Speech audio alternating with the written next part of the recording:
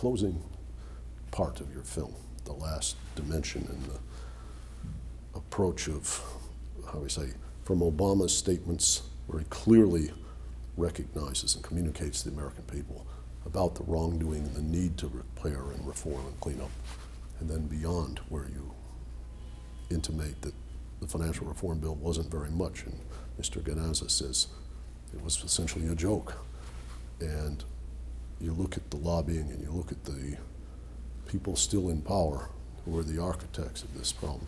That's a very, very dark conclusion, but as a director, is it your intention to use that to inspire people to step up, to react, to break out of their complacency? That was certainly my hope. Since the film's been released, several people have told me that some of the people who've seen the film have reacted with despondency. You know, that if Obama turned out to be just another one of these guys, and the Obama administration is just as bad as the Bush administration with regard to these questions, then, you know, what hope is there? And so I should just go home. You know, that certainly wasn't my intent. And other people, I am happy to say, other people who've seen the film have said that, you know, it made them feel, you know, either angry or just energized, motivated to do something about this. And that certainly was my intent.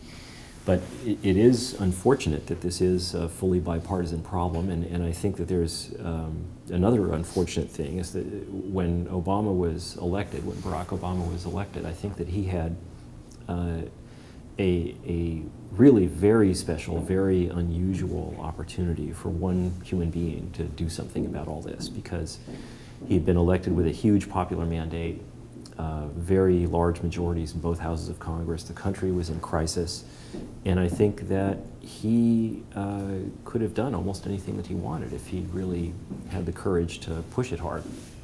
And I think that his failure to do so is a huge tragedy for the United States.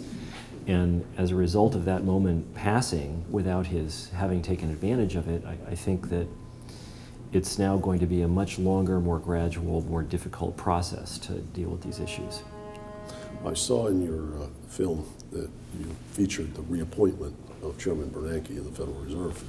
And I remember at the time that was announced, looking at the Gallup polls, and over the previous 3 years, the Federal Reserve had fallen by something like 30% when you disaggregate and look at the different agencies of government. Mm-hmm. It had singularly plummeted. Yes. And it was actually less, what would you say, less popular than the Internal Revenue Service in April. And I was surprised that the president, who's so sensitive in that realm of marketing and public relations, decided to take that risk.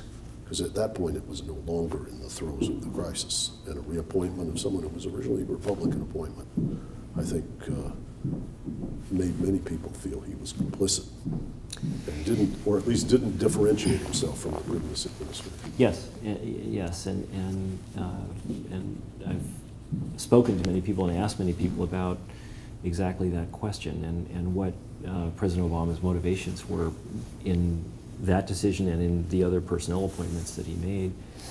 And some people have said that they feel that part of his motivation was that he himself feels extremely insecure about these questions because he has no economic or financial training, he has no private sector experience. He had very little experience of any kind when he was elected president, had been in the Senate only for 2 years, and as a result just didn't feel confident enough to take this question on and was at the mercy of the people around him. And that may well be part of it, I don't know. But it's difficult to explain his behavior purely in those terms now, 2 years later. Now, you know, he should know. And the election has just hopefully given him a signal. I hope he interprets that signal correctly. It's not clear that he will.